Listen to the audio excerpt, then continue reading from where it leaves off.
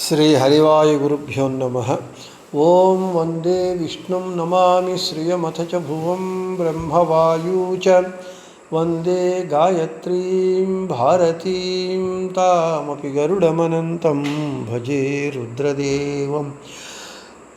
ದೇವೀಂ ವಂದೇ ಸುಪರ್ಣೀಮಹಿಪತಿದಯಿತಾಂ ವಾರುಣೀಮಪ್ಯುಮಾಂ ತಾಂ ಇಂದ್ರಾದೀನ್ ಕಾಮಮುಖ್ಯಾನಪಿ ಸಕಲಸುರಾನ್ ತದ್ಗುರೂನ್ಮದ್ಗುರೂಂಶ್ಚ ಅಭ್ರಮಂ ಭಂಗರಹಿತಂ ಅಜಡಂ ವಿಮಲಂ ಸದಾ ಆನಂದತೀರ್ಥಮತುಲಂ ಭಜೆ ತಾಪತ್ರಯಾಪಹಂ.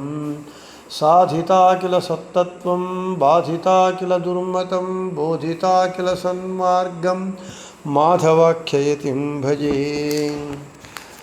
ಸಂಸ್ಥಾನರಕ್ಷಣೆ ಶೂರಾನ್ ಪ್ರಸನ್ನಾನ್ ರಾಘವಾರ್ಚನೆ ಪ್ರಣಮಾಮಿ ಗುರೂನ್ ನಿತ್ಯಂ ಪ್ರಸನ್ನಶೂರಮಾಧವಾನ್. ಪ್ರಸನ್ನಶೂರಮಾಧವಕರಾಬ್ಜೋತ್ಥಾನ್ ಯತೀಶ್ವರಾನ್ ವೀರರಾಮರತಾನ್ ವಂದೇ ವಿದ್ಯಾಸಾಗರಮಾಧವಾನ್. ಪೃಥ್ವೀಮಂಡಲಮಧ್ಯಸ್ಥಾಃ ಪೂರ್ಣಬೋಧಮತಾನುಗಾಃ ವೈಷ್ಣವಾಃ ವಿಷ್ಣುಹೃದಯಾಃ ತಾನ್ ನಮಸ್ಯೆ ಗುರೂನ್ ಮಮ. ಆಪಾದಮೌಳಿಪರ್ಯಂತಂ ಗುರೂಣಾಂ ಆಕೃತಿಂ ಸ್ಮರೇತ್ ತೇನ ವಿಘ್ನಾಃ ಪ್ರಣಶ್ಯಂತಿ ಸಿದ್ಧ್ಯಂತಿ ಚ ಮನೋರಥಾಃ. ಶ್ರೀಗುರುಭ್ಯೋ ನಮಃ. ಹರಿ ಓಂ. ಓಂ ವಿಶ್ವಂ ವಿಷ್ಣುರ್ವಷಟ್ಕಾರೋ ಭೂತಭವ್ಯಭವತ್ರವುಃ ಭೂತಕೃದ್ಭೂತಭೃದ್ಭಾವೋ ಭೂತಾತ್ಮಾ ಭೂತಭಾವನಃ. ಯುಗಾದಿಕೃತ್ಯುಗಾವರ್ತೋ ನೈಕಮಾಯೋ ಮಹಾಶನಃ ಅದೃಶ್ಯೋ ವ್ಯಕ್ತರೂಪಶ್ಚ ಸಹಸ್ರಜಿದನಂದಜಿತು. ನಮ್ಮ ವಿಷ್ಣು ಸಹಸ್ರನಾಮ ಪಾಠದಲ್ಲಿ ನಾವು ನೈಕಮಾಯ ಎಂಬುವಂತಹ ಭಗವಂತನ ನಾಮವನ್ನು ಹೇಳಿಕೊಳ್ತಾ ಲಕ್ಷ್ಮೀದೇವಿ ಶ್ರೀ ಭೂ ದುರ್ಗಾ ಅಂಬ್ರಣಿ ಹಿರಿ ಮಹಾಲಕ್ಷ್ಮಿ ದಕ್ಷಿಣಾ ಸೀತಾ ಜಯಂತಿ ಸತ್ಯ ರುಕ್ಮಿಣಿ ಎಂದು 11 ಲಕ್ಷ್ಮೀದೇವಿಯ ರೂಪಗಳನ್ನು ಪೈಂಗಿ ಶ್ರುತಿ ಹೇಳ್ತಾ ಇದೆ. ಇದೇ ಮೊದಲಾದ ಅನೇಕ ರೂಪಗಳು ಉಳ್ಳವಳು ಲಕ್ಷ್ಮೀದೇವಿ.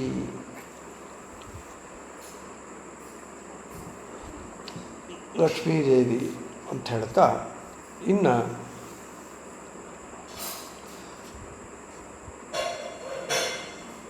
ನೈಕೇಶಾಂ ಅನಂತಾನಾಂ ಜೀವಾತ್ಮನಾಂ ಮಾಯಾ ಬಂಧಾತ್ಮಿಕಾ ಶೈವಲಿ ನಾಮಿಕಾ ಯಸ್ಮಾತ್ ಸಹ ನೈಕಮಾಯಃ ಅಂತ ಹೇಳ್ತಾರೆ. ಶೈವಲಿ ನಾಮ ಸ ಮಯಾ ಜಗದ್ಬಂಧಾತ್ಮಿಕಾ ಸದಾ ಅಂತ ಹೇಳ್ತಾರೆ. ಅಂದರೆ ಅನಂತ ಜೀವರಿಗೆ ಸಂಸಾರ ಬಂಧನಕ್ಕೆ ಕಾರಣವಾದ ಶೈವಲಿ ಎಂಬುವಂತಹ ಮಾಯೆಯನ್ನು ಕೊಡ್ತಾನಂತೆ ಭಗವಂತ ಜೀವರಿಗೆ. ನಮ್ಮ ಸಂಸಾರ ಬಂಧನಕ್ಕೆ ಕಾರಣವಾದದ್ದು ಮಾಯೆ ಯಾವುದು ಅಂತ ಹೇಳಿದರೆ ಶೈವಲಿ ಎಂಬ ಮಾಯೆ. ಅದರನ್ನು ನಮಗೆ ಕೊಡುವವನಾದ ಕಾರಣ ಅವನಿಗೆ ನೈಕಮಾಯ. ನೈಕೇಶಾಂ ಅನಂತಾನಾಂ ಜೀವಾತ್ಮನಾಂ ಅನಂತವಾದ ಜೀವರಿಗೆ ಮಾಯಾ ಬಂಧಾತ್ಮಿಕ. ಮಾಯಾ ಅಂದರೆ ಬಂಧಾತ್ಮಕವಾದ ಶೈವಲಿ ಎಂಬುವಂತಹ ಮಾಯೆ ಯಾರಿಂದ ಅನಂತ ಜೀವರಿಗೆ ಬರುತ್ತೋ ಅವನು ನೈಕಮಾಯ ಅಂತೇಳಿ. ಶೈವಲಿ ನಾಮ ಸ ಮಾಯಾ ಜಗದ್ಬಂಧಾತ್ಮಿಕಾ ಸದಾ. ಭಾಗವತ ತಾತ್ಪರ್ಯ ನಿರ್ಣಯದಲ್ಲಿ ಆಚಾರ್ಯರು ಹೇಳ್ತಾರೆ, ಶೈವಲಿ ಅಂತ ಹೇಳಿದ್ರೆ ಅದೊಂದು ಮಾಯಾ. ಎಂಥ ಮಾಯೆ ಅಂತ ಹೇಳಿದರೆ ಜಗತ್ತನ್ನು ಬಂಧಿಸುವಂತಹ ಬಂಧಾತ್ಮಿಕ ಮಾಯಾ ಎಂದು ಬ್ರಹ್ಮತರ್ಕ ಹೇಳಿದೆ ಅಂತ ಹೇಳ್ತಾ ಇದ್ದಾರೆ. ಇನ್ನು ನೈಕೇಶಾಂ ಅನಂತಾನಾಂ ಜೀವಾತ್ಮನಾಂ ಮಾಯಾಜ್ಞಾನಂ ಯಸ್ಮಾತ್ ಸಹ ಮಾಯಾ ವಯುನಂ ಜ್ಞಾನಂ. ನೈಕೇಶಾಂ ಅಂದರೆ ಒಬ್ಬರಲ್ಲ, ಅನಂತಾನಾಂ ಜೀವಾತ್ಮನಾಂ, ಅನಂತ ಜೀವಾತ್ಮರಿಗೆ ಮಾಯಾ ಅಂದರೆ ಜ್ಞಾನವನ್ನು ಅಂದರೆ ಅನಂತ ಜೀವಾತ್ಮರಿಗೆ ಯಾರಿಂದ ಜ್ಞಾನವು ಬರುತ್ತದೋ ಅವನು ನೈಕಮಾಯ ಅಂತ ಹೆಸರು. ಇಲ್ಲಿ ಮಾಯಾ ಶಬ್ದಕ್ಕೆ ವೈದಿಕ ನಿಘಂಟು ಏನು ಹೇಳ್ತಾ ಇದೆ, ಜ್ಞಾನ ಅಂತ ಹೇಳ್ತಾ ಇದೆ. ನೈಕಃ ಸ್ವರೂಪಾತ್ಮಕೈಃ ಗುಣರೂಪಕ್ರಿಯಾದಿಭಿಃ ಅನಂತಃ ಮುಖ್ಯತೋ ವಿಷ್ಣುಮಾಹಾತ್ಮ್ಯಂ ಮಾಯಾಶಬ್ದೋದಿತಂ ಭವೇತ್. ಪ್ರಧಾನತ್ವಾಚ್ಚ ಮಾತೃತ್ವಾನ್ಮಯಾತ್ವಾಚ್ಚೈವ ತಸ್ಯ ಹಿ ಇತ್ಯುಕ್ತದಿಶಾ ಭಗವತಃ ಮಾಹಾತ್ಮ್ಯಮಿವ ಭಗವಾನಪಿ ಪ್ರಧಾನತ್ವಾತ್ ಮಾತೃತ್ವಾತ್ ಮೇಯತ್ವಾಚ್ಚ ಮಾಯಾ ನೈಕಶ್ಚಾಸೌ ಮಾಯಶ್ಚ ನೈಕಮಾಯಃ. ಸ್ವರೂಪಾತ್ಮಕವಾದ ಗುಣ ರೂಪ ಕ್ರಿಯಾದಿಗಳು ಅನಂತವಾಗಿ ಇರುವವನು. ಭಗವಂತನ ಗುಣರೂಪ ಕ್ರಿಯೆಗಳೆಲ್ಲವೂ ಕೂಡ ಸ್ವರೂಪಾತ್ಮಕವಾಗಿರುತ್ತೆ, ಸ್ವಾಭಾವಿಕವಾಗಿರುತ್ತೆ. ಮತ್ತು ಪ್ರಧಾನ, ಜ್ಞಾತೃ ಹಾಗೂ ಜ್ಞೇಯ. ಈ ಭಗವಂತನು ಎಂಥವನು ಅಂತ ಹೇಳಿದರೆ ಪ್ರಧಾನ ಜ್ಞಾತೃವೂ ಆಗಿದ್ದಾನೆ ಹಾಗೂ ಜ್ಞೇಯನೂ ಆಗಿದ್ದಾನೆ. ಆದ ಕಾರಣ ಭಗವತಃ ಮಾಹಾತ್ಮ್ಯಮಿವ ಭಗವಾನಪಿ ಪ್ರಧಾನತ್ವಾತ್ ಮಾತೃತ್ವಾತ್ ಮೇಯತ್ವಾತ್ ಜ್ಞೇಯನಾಗಿದ್ದಾನೆ. ಆದ ಕಾರಣ ಭಗವಂತನಿಗೆ ನೈಕಮಾಯ ಅಂತ ಹೆಸರು. ಇನ್ನು ನೈಕಾಹ ಮಾಹ ಜ್ಞಾನಾನಿ ವಿದ್ಯಾಃ ವಾ ತೇಷಾಂ ಆಯಃಫಲಂ ಯಸ್ಮಾತ್ ಸಹ ನೈಕಮಾಯಃ. ಆಯುಸ್ತು ಫಲಮುದ್ದಷ್ಟಂ ನಿರುಕ್ತ ಭಾಗವತ ತಾತ್ಪರ್ಯ ನಿರ್ಣಯದಲ್ಲಿ ಆಚಾರ್ಯರು ಹೇಳ್ತಾ ಇದ್ದಾರೆ. ಅನೇಕ ವಿಧವಾದ ನೈಕಾಹ ಅಂದರೆ ಮಾಹ ಜ್ಞಾನಗಳು, ಜ್ಞಾನಾನಿ ಜ್ಞಾನಗಳು, ವಿದ್ಯಾಃ ಅಂದರೆ ಅನೇಕ ವಿಧವಾದ ಜ್ಞಾನಗಳು ಅಥವಾ ವಿದ್ಯೆಗಳ ವಿದ್ಯಾಃ ವಾ ತೇಷಾಂ ಆಯಃಫಲಂ ಅನೇಕ ವಿಧವಾದ ಜ್ಞಾನಗಳು ಅಥವಾ ವಿದ್ಯೆಗಳ ಫಲವನ್ನು ಯಾರಿಂದ ಹೊಂದುತ್ತಾರೋ ಅವನು ನೈಕಮಾಯ ಅಂತ ಹೆಸರು. ಜೀವರು ಅನೇಕ ವಿಧದ ಜ್ಞಾನಗಳು ಅಥವಾ ವಿದ್ಯೆಗಳನ್ನು ಭಗವಂತನಿಂದ ಹೊಂದುತ್ತಾರೆ. ಆದ ಕಾರಣ ಅವನಿಗೆ ನೈಕಮಾಯ ಅಂತ ಹೆಸರು. ಇಲ್ಲಿ ಜಿಜ್ಞಾಸೆ ಏನು ಅಂತಂದರೆ, ಈ ಭಗವಂತನ ಮಹಿಮೆಯನ್ನು, ಅವನ ಶಕ್ತಿಯನ್ನು ಈ ಮಾಯಾ ಎಂಬುವ ಶಬ್ದದಿಂದ ಯಾಕೆ ಹೇಳ್ತಾರೆ? ಈ ಮಾಯಾ ಶಬ್ದ ಇಂದ್ರಜಾಲ ವಿದ್ಯೆಯನ್ನೇ ಹೇಳುತ್ತದೆ. ಹೌದು, ಐಂದ್ರಜಾಲಿಕ ಅಂದರೆ ಕನಿಕಟ್ಟು ಮಾಡುವವನೇನು ಮಾಡ್ತಾನೆ? ಮಾಯ ಮಾಡ್ತಾನೆ. ಇದ್ದಿದ್ದು ಇಲ್ಲದೇ ಇದ್ದಂತೆ, ಇಲ್ಲದೇ ಇದ್ದಿದ್ದು ಇದ್ದಂತೆ ಮಾಡ್ತಾನೆ. ಆದ ಕಾರಣ ಈ ಭಗವಂತನ ಮಹಿಮಾ, ಅವನ ಶಕ್ತಿಗಳನ್ನು ಹೇಳುವಾಗ ಈ ಮಾಯಾ ಶಬ್ದವನ್ನು ಬಳಸೋದರಿಂದ ಭಗವಂತನ ಮಹಿಮೆಯಲ್ಲಿ ಇದು ಭ್ರಾಮಕವಾಗತ್ತೆ. ಹೌದು, ಭಗವಂತನ ಮಹಿಮೆ ಶಕ್ತಿಗಳು ಕೂಡ ಐಂದ್ರಜಾಲಿಕನ ಮಾಯೆಯಂತೆ ಆಗತ್ತೇನೋ ಎಂಬುವಂತಹ ಇರೋದರಿಂದ ಯಾಕೆ ಇಂತಹ ಭ್ರಮೆಯನ್ನು ಹುಟ್ಟಿಸುವಂತಹ ಭಗವಂತನ ವಿಷಯದಲ್ಲಿ ನಮಗೆ ಭ್ರಮೆಯನ್ನು ಹುಟ್ಟಿಸುವಂತಹ ಈ ಮಾಯ ಶಬ್ದವನ್ನು ಯಾಕೆ ಉಪಯೋಗಿಸಬೇಕು? ಅದಲ್ಲದೆ ಮಹಿಮಾ, ಶಕ್ತಿ ಇತ್ಯಾದಿ ಶಬ್ದಗಳನ್ನು ಪ್ರಯೋಗಿಸಬಹುದಲ್ಲವ ಅಂತ ಪ್ರಶ್ನೆ. ಆದರೆ ಅದಕ್ಕೆ ಹೇಳ್ತಾರೆ, ಮಹಿಮೆ ಶಬ್ದ, ಶಕ್ತಿ ಶಬ್ದಗಳನ್ನು ಪ್ರಯೋಗಿಸಿದಾಗ ಭಗವಂತನಲ್ಲಿ ಆಶ್ಚರ್ಯಗಳು ಇವೆ ಎಂಬ ಬುದ್ಧಿ ಜನರಿಗೆ ಉಂಟಾಗೋದಿಲ್ಲ. ಈ ಮಾಯಾ ಎಂಬುದು ಲೋಕದಲ್ಲಿ ಆಶ್ಚರ್ಯಕರವಾದದ್ದು. ಆದ ಕಾರಣ ಈ ಮಾಯಾ ಶಬ್ದದಿಂದಲೇ ಭಗವಂತನ ಶಕ್ತಿ ಹೇಳಲ್ಪಟ್ಟಿದೆ. ಭಗವಂತನು ದೊಡ್ಡ ಆಶ್ಚರ್ಯವುಳ್ಳವನು ಎಂದು ತಿಳಿತಾ ಇದೆ. ಆತ್ಮನಿಚೈವಂ ವಿಚಿತ್ರಾಶ್ಚ ಹಿ ಎಂಬ ಬ್ರಹ್ಮಸೂತ್ರ ಭಗವಂತನಲ್ಲಿ ಅಪಾರವಾದ ಆಶ್ಚರ್ಯಗಳು ಇವೆ ಅಂತ ಹೇಳುತ್ತೆ. ಆದ ಕಾರಣ ಆತ್ಮನಿಚೈವಂ ವಿಚಿತ್ರಾಶ್ಚ ಹಿ ಎಂಬ ಈ ಬ್ರಹ್ಮಸೂತ್ರ ನಮಗೇನು ಹೇಳುತ್ತೆ ಅಂದರೆ ನೈಕಮಾಯ ಎಂಬುವ ನಾಮವನ್ನೇ ಹೇಳುತ್ತೆ ಅಂತ ಹೇಳ್ತಾ ಇದ್ದಾರೆ. ಹೌದು, ಭಗವಂತನ ಅವನ ಕುರಿತು ಹೇಳುವಾಗ ಈ ಮಾಯಾ ಶಬ್ದದ ಬದಲು ಮಹಿಮೆ ಶಕ್ತಿ ಅಂತ ಹೇಳಿದರೆ ಏನಾಗುತ್ತೆ, ಅಷ್ಟು ಆಶ್ಚರ್ಯಗಳು ಇವೆ ಅಂತ ಗೊತ್ತಾಗೋದಿಲ್ಲ.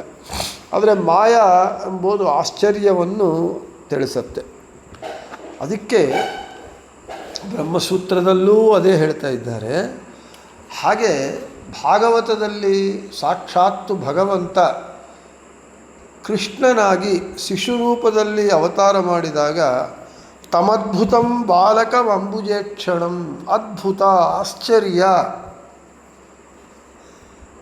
ಅದಕ್ಕೆ ಅಲ್ಲಿ ವೇದವ್ಯಾಸ ದೇವರು ಕೃಷ್ಣ ಅವತಾರವನ್ನು ಹೇಳುವಾಗ ಅದ್ಭುತ ಆಶ್ಚರ್ಯ ಅಂತ ಹೇಳಿದ್ದಾರೆ. ಹಾಗೆ ನೀವು ಶ್ರೀನಿವಾಸ ಕಲ್ಯಾಣಕ್ಕೆ ಕಾರಣವಾದದ್ದು, ಶ್ರೀನಿವಾಸ ಕಲ್ಯಾಣ ಎಲ್ಲರಿಗೂ ಗೊತ್ತಿದೆ. ಭೃಗು ಮಹರ್ಷಿಗಳು ಬಂದು ತಮ್ಮ ಪಾದದಿಂದ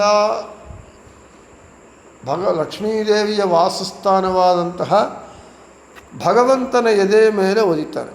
ಆವಾಗ ಲೋಕ ಕಲ್ಯಾಣಕ್ಕಾಗಿ ಲಕ್ಷ್ಮೀನಾರಾಯಣರು ಪ್ರೇಮ ಕಲಹದ ಒಂದು ವಿಡಂಬನೆ ಮಾಡಿ ಆಕೆ ಕೊಲ್ಲಾಪುರಕ್ಕೆ ಹೊಟ್ಟೋಗ್ತಾಳೆ. ಲಕ್ಷ್ಮೀದೇವಿ ಇಲ್ಲದೇ ಇರುವ ವೈಕುಂಠ ನನಗೂ ಬೇಡ, ನಾನು ಬಿಟ್ಟು ಹೋಗ್ತೇನೆ ವೈಕುಂಠ ಅಂಥೇಳಿ ಅಲ್ಲಿ ಕೂಡ ಇದೇ ಶಬ್ದವನ್ನೇ ಹೇಳ್ತಾರೆ. ಮಾಯಾವಿ ಪರಮಾನಂದಂ ತ್ಯಕ್ವಾ ವೈಕುಂಠಮುತ್ತಮಂ ಸ್ವಾಮಿ ಪುಷ್ಕರಿಣೀ ತೀರೇ ರಮಯಾ ಸಹ ಮೋದತೆ. ಮಾಯಾವಿ, ಇಲ್ಲಿ ಮಾಯಾವಿ ಎಂಬ ಶಬ್ದ ನಮ್ಮಲ್ಲಿ ಬಳಸಿದರೆ ಇವನು ದೊಡ್ಡ ಮಾಯ ಮಾಡ್ತಾನೆ, ಇವನೊಬ್ಬ ಮಾಯಾವಿ ಅಂತ ಹೇಳಿದ್ರೆ ಅದು ನಮ್ಮಲ್ಲಿ ಮನುಷ್ಯರಲ್ಲಿ ಉಪಯೋಗಿಸಿದಾಗ ಆ ಶಬ್ದ ಅದು ನೆಗೆಟಿವ್ ಮೀನಿಂಗ್ಗೆ ಬರುತ್ತೆ. ಇವನು ಒಳ ಮಾಯ ಮಾಡುತ್ತಾನೆ ಅಂದರೆ ಮೋಸ ಮಾಡ್ತಾನೆ, ಕನಿಕಟ್ಟು ಮಾಡ್ತಾನೆ ಅಂತ ಅರ್ಥ. ಆದರೆ ಭಗವಂತನನ್ನು ಮಾಯಾವಿ ಪರಮಾನಂದಂ ತ್ಯಕ್ವಾ ವೈಕುಂಠಮುತ್ತಮಂ, ಮಾಯಾವಿ ಶಬ್ದವಾಚ್ಯನಾದ ಮಾಯಾವಿ ಅಂತ ಹೇಳ್ತಾ ಇದ್ದಾರೆ. ಅಂದರೆ ಭಗವಂತನಲ್ಲಿ ಅತ್ಯದ್ಭುತವಾದ ಆಶ್ಚರ್ಯಕರ, ಆ ಆಶ್ಚರ್ಯಗಳು ಏನು ಅಂತ ತಿಳಿಯುವುದಕ್ಕಾಗಿ ಮಾಯಾ ಶಬ್ದವನ್ನು ಬಳಸ್ತಾ ಇದ್ದಾರೆ ಭಗವಂತನ ವಿಷಯದಲ್ಲಿ. ಅದಕ್ಕೆ ಮಾಯಾವಿ ಪರಮಾನಂದಂ ಅಂದರೆ ಮಹಾಮಹಿಮನಾದಂತಹ ಭಗವಂತನಲ್ಲಿ ಮಾಯಾವಿ ಅಂದರೆ ಅವನು ಮೋಸ ಮಾಡುವವನು, ಭ್ರಮೆ ಕಲ್ಪಿಸುವವನು ಅಂತಲ್ಲ. ಮಹಿಮೋಪೇತನಾದ ಉತ್ಕೃಷ್ಟವಾದ ಮಹಿಮೆಗಳು ಉಳ್ಳವನಾದಂತಹ ಭಗವಂತ ವೈಕುಂಠವನ್ನು ಬಿಟ್ಟು ಸ್ವಾಮಿ ಪುಷ್ಕರಣಿ ತೀರದಲ್ಲಿ ತನ್ನ ಪತ್ನಿಯಾದ ಲಕ್ಷ್ಮೀದೇವಿಯ ಜೊತೆಗೆ ಆನಂದ ಪಡ್ತಾ ಇದ್ದಾನೆ. ಸಹ ರಮಯಾ ಸಹ ಮೋದತೆ ಕುತ್ರ ಸ್ವಾಮಿ ಪುಷ್ಕರಿಣಿ ತೀರೆ. ಆದ ಕಾರಣ ಇಲ್ಲಿ ಮಾಯಾ ಶಬ್ದವು ಭಗವಂತನಲ್ಲಿ ಬಳಸುವುದ ಉದ್ದೇಶವೇನು ಅಂತ ಹೇಳಿದರೆ ಅವನಲ್ಲಿ ಅನೇಕವಾದ ಆಶ್ಚರ್ಯಗಳು ಇದೆ ಅಂತ ತೋರಿಸಿಕೊಡುವುದಕ್ಕೆ. ಸೂತ್ರವು ಬ್ರಹ್ಮಸೂತ್ರವು ಅದೇ ಹೇಳ್ತಾ ಇದೆ. ಆತ್ಮನಿಚೈವಂ ವಿಚಿತ್ರಾಶ್ಚ ಹಿ ಎಂಬ ಸೂತ್ರ ಕೂಡ ಅದೇ ಹೇಳ್ತಾ ಇದೆ ಎಂಬುವಂತಹ ವಿಷಯವನ್ನು ಹೇಳ್ತಾ ಇದ್ದಾರೆ. ಇನ್ನು ನೈಕಮಾಯ ಎಂಬುದು ಬೃಹತಿ ಸಹಸ್ರದ ಪ್ರಕಾರ. ನೈಕಮಾಯ ಅಂದರೆ ಒಂದು ಮಾಯೆ ಅಲ್ಲ, ಒಂದಲ್ಲ, ಅಂದರೆ ಅನೇಕ ಮಾಯೆಗಳು. ಅದರನ್ನೇ ಇಲ್ಲಿ ಹೇಳ್ತಾ ಇದ್ದಾರೆ. ನೈಕಮಾಯ ಎಂಬ ಸೂತ್ರವನ್ನು ಬೃಹತಿ ಸಹಸ್ರದ ಪ್ರಕಾರ ಓಂ ಅನೇಕ ಮಾಯಾಯ ನಮಃ ಓಂ ಓಂ ಉಷಾ ಅಪ ಸ್ವಸುಸ್ತಮಃ ಸಂವರ್ತಯತಿ ವರ್ತನಿಂ ಸುಜಾತತಾ ಪ್ರವ ಇಂದ್ರಾಯ ವೃತ್ರಹಂತಮಾಯ ವಿಪ್ರ ಗಾಥಂ ಅಂತ ಹೇಳ್ತಾರೆ. ಈ ಇಂದ್ರನು ಉಷಾಹ ನೋಡಲಿಕ್ಕೆ ಕಾಂತಿಮಯವನಾಗಿದ್ದಾನೆ, ಸ್ವಸುಹು ಸಂಪೂರ್ಣ ಪ್ರಾಣಬಲ ಕೂಡಿದವನಾಗಿದ್ದಾನೆ, ತಮಃ ಶತ್ರುಗಳಿಗೆ ಕಂಗಾಲು ಮತ್ತು ಕಗ್ಗತ್ತಲು, ಅಪಹ ಕರ್ಮಗಳನ್ನು ಕಂಗಾಲು ತರುವ ಕಗ್ಗತ್ತಲು, ಅಪಹ ಕರ್ಮಗಳನ್ನು, ಸುಜಾತತ ಒಳ್ಳೆಯ ಜನ್ಮಗಳನ್ನು, ವರ್ತನಿಂ ಸ್ಥಿತಿಯನ್ನು, ಸ್ವಂ ಚೆನ್ನಾಗಿ ವರ್ತಯತಿ ಪ್ರೇರಿಸುತ್ತಾನೆ. ವಿಪ್ರಾಹ ತಿಳಿದ ಜ್ಞಾನಿಗಳೇ, ವಹ ನಿಮ್ಮ ವೃತ್ರ ಹಂತಮಾಯ ಅಜ್ಞಾನ ನಿವಾರಕನಾದ ಇಂದ್ರಾಯ ಇಂದ್ರನಿಗೆ ಗಾಥಂ ಹಾಡನ್ನು ಗಾಯತ ಹಾಡಿರಿ. ಇಲ್ಲಿ ಭಗವಂತ ಎಂಥವನು ಅಂತ ಹೇಳಿದರೆ ಅವನ ಶ್ರೀಹರಿ ತೇಜೋಮಯನಾಗಿದ್ದಾನೆ. ಎಂಥ ತೇಜಸ್ಸು ಅಂದರೆ ಅಪಾರವಾದಂತಹ ತೇಜಸ್ಸು. ಅದರೊಂದಿಗೆ ಆ ತೇಜಸ್ಸಿನೊಂದಿಗೆ ಪ್ರಾಣ ಬಲಗಳಿಂದ ಕೂಡಿದವನಾಗಿದ್ದಾನೆ. ಪ್ರಾಣ ಬಲಗಳಿಂದ ಇದ್ದಾನೆ. ಅಂತಹ ಭಗವಂತ ಬಂದ ಅಂದರೆ ಯಾರಾದರೂ ಯುದ್ಧಕ್ಕೆ ಬರುವ ಶತ್ರುಗಳಿಗೆ ಕಂಗಾಲು ಹುಟ್ಟುತ್ತೆ. ಅವ್ರು ನೋಡಿ ಹೆದರ್ಕೊಂತಾರೆ. ಅದೇ ಭಗವಂತನನ್ನು ನೋಡಿದಾಗ ಸಜ್ಜನರಿಗೆ ಆ ಭಗವಂತ ಸತ್ಕರ್ಮಕ್ಕೆ ಪ್ರೇರಕನಾಗ್ತಾನೆ, ಒಳ್ಳೆಯ ಜನ್ಮಕ್ಕೆ ಪೋಷಕನಾಗ್ತಾನೆ, ಚೆನ್ನಾಗಿ ಜೀವನ ನಡೆಸುವುದಕ್ಕೆ ಒಬ್ಬ ನಿರ್ದೇಶಕನಾಗ್ತಾನೆ. ಜ್ಞಾನಿಗಳೇ, ನೀವು ಯಜ್ಞಕ್ಕೆ ಬಂದಿದ್ದೀರಿ. ಆ ಹರಿ ಅಜ್ಞಾನ ನಾಶಕ. ಆ ಹರಿ ಎಂಥವನು ಅಂದರೆ ಜ್ಞಾನ ಕೊಡುವವನು, ಅಜ್ಞಾನವನ್ನು ನಾಶ ಮಾಡುವನು. ಆ ಹರಿಯನ್ನು ಹಾಡುತ್ತಾ ನೀವು ಮೆಚ್ಚಿಸರಿ. ಆ ಹರಿಯನ್ನು ಕೊಂಡಾಡ್ತಾ, ಅವನ ಮಹಿಮೆಗಳನ್ನು ಕೊಂಡಾಡ್ತಾ ನೀವು ಭಗವಂತನನ್ನು ಮೆಚ್ಚಿಸರಿ. ಸ್ತೋತ್ರ ಪ್ರಿಯೋ ವಿಷ್ಣು ಅಂತ ಹೇಳ್ತಾರೆ. ಇನ್ನು ಉಷಾ ಅಪ ಸಸುಪ್ತಮಃ ಸಂವರ್ತಯತಿ ಅಂದರೆ ಸುಂದರನಾದ ಸ್ವಸುಹು ಒಳ್ಳೆಯ ಬಲವುಳ್ಳ ವಿಷ್ಣುವು ತಮಃ ದುರ್ಜನರನ್ನು ಸಂವರ್ತಯಂತಿ ನರಕದಲ್ಲಿ ಹೊರಳಾಡಿಸುತ್ತಾನೆ. ಅಪಹ ಸಜ್ಜನರಿಗೆ ಸತ್ಕರ್ಮಗಳನ್ನು ಸಂವರ್ತಯತಿ ಚೆನ್ನಾಗಿ ಮಾಡಿಸುತ್ತಾನೆ. ಹೀಗೆ ಅನೇಕವಾದ ಮಾಯಾ ಅಂದರೆ ಬಲವುಳ್ಳವನಾದ್ದರಿಂದ ಭಗವಂತನು ಅನೇಕ ಮಾಯ ಅಂತ ಅನಿಸಿದ್ದಾನೆ. ಅನೇಕೆ ಮಾಯಾ ಅಸವಃ ಪ್ರಾಣಾಃ ಸಾಮರ್ಥ್ಯಾನಿ ಚ ಯಸ್ಯ ಸಹ ಅನೇಕ ಮಾಯಃ. ಒಂದು ಮಾಯೆಯಲ್ಲ, ಅನೇಕ ಮಾಯೆಗಳು ಉಳ್ಳವನು. ಹಾಗಾಗಿ ನೈಕ ಮಾಯಃ ಅಂತ ಹೇಳ್ತಾ ಇದ್ದಾರೆ. ಅಂದರೆ ಬಲವುಳ್ಳವನಾದ್ದರಿಂದ ಅವನು ಒಂದಲ್ಲ ಅನೇಕ ರೀತಿಯಾಗಿ ಬಲವುಳ್ಳವನಾದ್ದರಿಂದ ಅವನು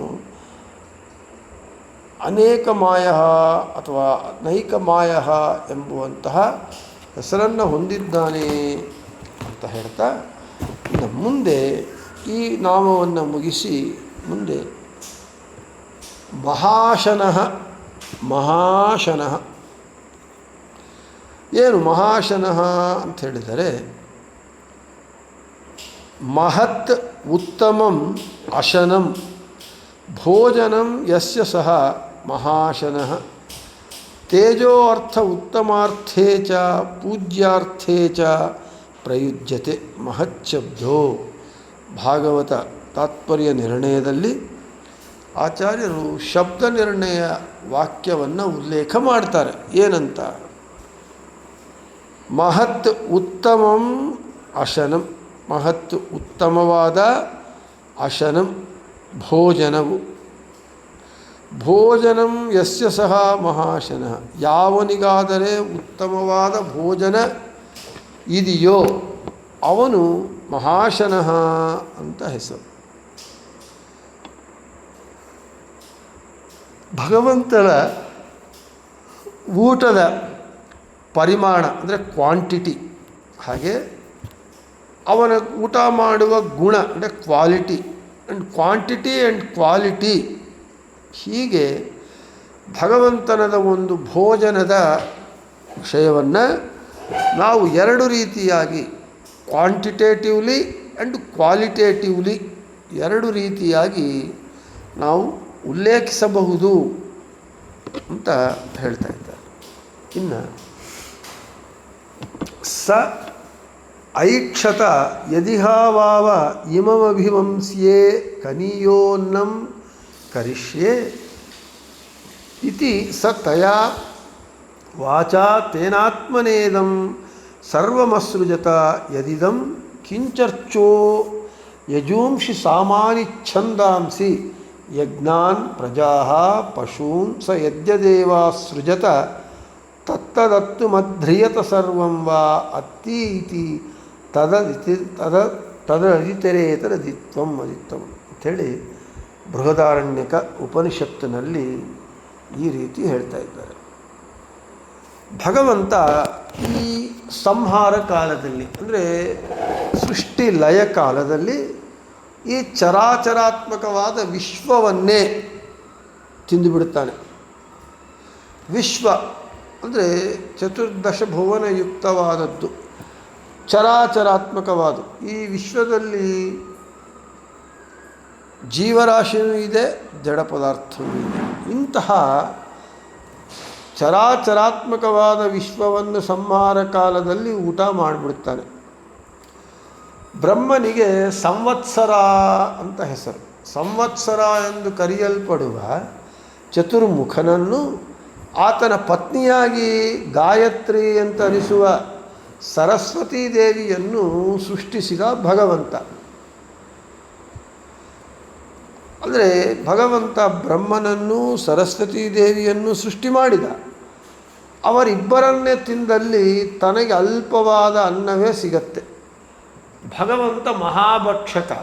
ಈ ಜಗತ್ತನ್ನೇ ತಿನ್ನುವವನಿಗೆ ಅವರಿಬ್ಬರೇ ಅನ್ನವಾದರೆ ಸ್ವಲ್ಪ ಅನ್ನ ಆಗುತ್ತೆ. ಅದು ಆಗಬಾರದು ಎಂದು ತನಗೆ ಅಂದರೆ ಭಗವಂತನಿಗೆ ನನಗೆ ಬಹು ಅನ್ನ ಬೇಕು, ಹೆಚ್ಚು ಅನ್ನ ಬೇಕು ಎಂದು ಸಂಕಲ್ಪ ಮಾಡಿ ಭಗವಂತ ಏನು ಮಾಡಿದ? ಸಂವತ್ಸರ ಮತ್ತು ಗಾಯತ್ರಿ ಅಂದರೆ ಬ್ರಹ್ಮ ಸರಸ್ವತಿಯರ ಮೂಲಕ ವೇದಾಭಿಮಾನಿ ದೇವತೆಗಳೇ ಮೊದಲಾದವರನ್ನು ಸೃಷ್ಟಿ ಮಾಡಿ ಸಂಹಾರ ಕಾಲದಲ್ಲಿ ಅವರನ್ನು ಭಕ್ಷಿಸಬೇಕು ಅಂತ ನಿಶ್ಚಯ ಮಾಡಿದ ಬ್ರಹ್ಮ ಭಗವಂತ. ಚತುರ್ಮುಖನಿಂದ ಸೃಷ್ಟವಾದದ್ದು ಅಂದರೆ ಚತುರ್ಮುಖ ಬ್ರಹ್ಮನಿಂದ ಸೃಷ್ಟಿಯಾದ ಎಲ್ಲವನ್ನೂ ಸಂಹಾರ ಕಾಲದಲ್ಲಿ ಭಕ್ಷಿಸುವ ಪ್ರಯುಕ್ತವೇ ಭಗವಂತನು ಅದಿತಿ ಎಂದು ಕರೆಯಲ್ಪಡ್ತಾ ಇದ್ದಾನೆ. ಚತುರ್ಮುಖ ಬ್ರಹ್ಮ ಸೃಷ್ಟಿ ಮಾಡಿದ. ಯಾವ ಚತುರ್ಮುಖ ಬ್ರಹ್ಮನನ್ನು ಭಗವಂತ ಸೃಷ್ಟಿ ಮಾಡಿದನೋ ಆ ಚತುರ್ಮುಖ ಬ್ರಹ್ಮ ಸೃಷ್ಟಿ ಮಾಡಿದ್ದೆಲ್ಲ ಸಂಹಾರ ಕಾಲದಲ್ಲಿ ಭಗವಂತ ಎಲ್ಲ ಭಕ್ಷಿಸುತ್ತಾನಾದ ಕಾರಣ ಅವನಿಗೆ ಅದಿತಿ ಎಂದು ಹೆಸರು. ಈ ಅವನಿಗೆ ಅದಿತಿ ಎಂಬುವ ಹೆಸರನ್ನು ಬೃಹದಾರಣ್ಯಕ ಉಪನಿಷತ್ತು ನಮಗೆ ಹೇಳ್ತಾ ಇದೆ.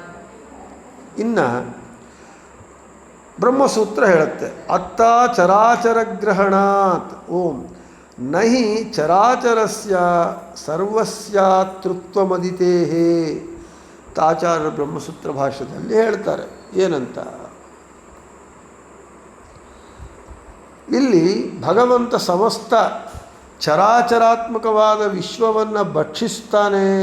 ಆದ ಕಾರಣ ಅವನು ಅದಿತಿ ಎಂಬುವ ಶಬ್ದದಿಂದ ಹೇಳಲ್ಪಡ್ತಾನೆ ಅಂತ ಭಗವಂತನೇ ಈ ಅದಿತಿ ಶಬ್ದದಿಂದ ಹೇಳಲ್ಪಡುವವನು ಭಗವಂತನೇ ಎಂದು ಬ್ರಹ್ಮಸೂತ್ರ ಒಂದರಲ್ಲಿ ನಮಗೆ ಹೇಳಲ್ಪಟ್ಟಿದೆ, ಸಿದ್ಧಾಂತೀಕರಿಸಲಾಗಿದೆ ಅಂತ ಹೇಳ್ತಾ ಇದ್ದಾರೆ. ಅದೇ ಅತ್ತಾ ಚರಾಚರ ಗ್ರಹಣ ಓಂ. ಇನ್ನು ಬಹುಭುಕ್ತ್ವಂ ಯಥಾ ದೋಷೋ ನೃಷು ನೈವ ಹರೌ ಕ್ವಚಿತ್ ಯಥಾ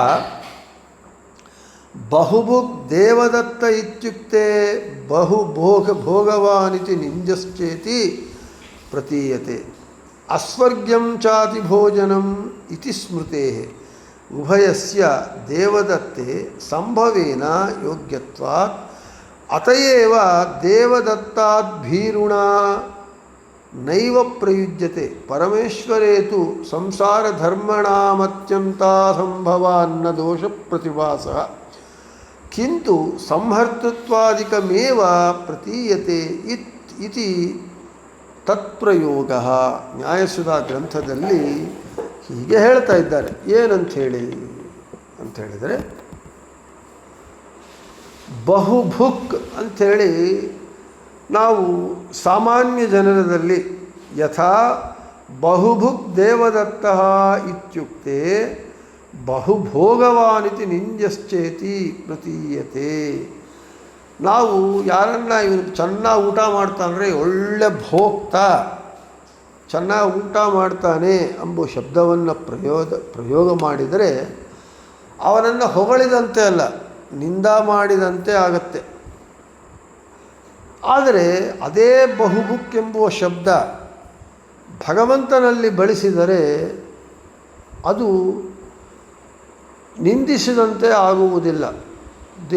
ಭಗವಂತನಲ್ಲಿ ಪ್ರಯೋಗ ಮಾಡಿದರೆ ಅದು ಹೊಗಳುವುದೇ ಆಗತ್ತೆ ಅಂತ ಹೇಳ್ತಾ ಇದ್ದಾರೆ. ನಾವು ಹೇಳ್ತಾ ಇರ್ತೀವಿ, ಸಾಮಾನ್ಯ ಊಟ ಮಾಡೋರನ್ನ ಯಾರೂ ಏನೂ ಕಾಮೆಂಟ್ ಮಾಡಲ್ಲ. ವಿಪರೀತ ಅಬ್ನಾರ್ಮಲ್ಲಾಗಿ ಊಟ ಮಾಡೋನ್ನ ಅವನಿಗೆ ಹೊಟ್ಟಿಬಾಕ, ಹೆಚ್ಚು ಊಟ ಮಾಡ್ತಾನೆ, ಅಧಿಕವಾಗಿ ಊಟ ಮಾಡ್ತಾನೆ, ಅಧಿಕವಾಗಿ ಊಟ ಮಾಡ್ತಾನೆ ಅಂತ ಸಂತೋಷದಿಂದ ಹೇಳೋದಿಲ್ಲ. ಹೊಟ್ಟಿಬಾಕ ಹೆಚ್ಚ ಅಂದರೆ ಬಹುಭುಕ್ ಎಂಬುದು ಮನುಷ್ಯರ ವಿಷಯದಲ್ಲಿ ಅದು ದೋಷವಾಗತ್ತೆ. ಆದರೆ ಭಗವಂತನಲ್ಲಿ ಅದು ಬಹುಭುಕ್ ಎಂಬುವಂಥದ್ದು ಅದು ಗುಣವೇ ಆಗತ್ತೆ ಹೊರತು ದೋಷವು ಆಗುವುದಿಲ್ಲ. ಆದ ಕಾರಣ ಮಹಾಶನ, ಅದಕ್ಕೆ ಭಗವಂತನ ಮಹಾಶನ ಎಂಬುವಂತಹ ಆ ಶಬ್ದ ಭಗವಂತನಲ್ಲಿ ಏನು ಹೇಳುತ್ತೆ ಅಂತ ಹೇಳಿದರೆ, ಭಗವಂತನ ಸರ್ವ ಸಂಹಾರ ಮಾಡುವಿಕೆ, ಭಗವಂತನ ಸರ್ವ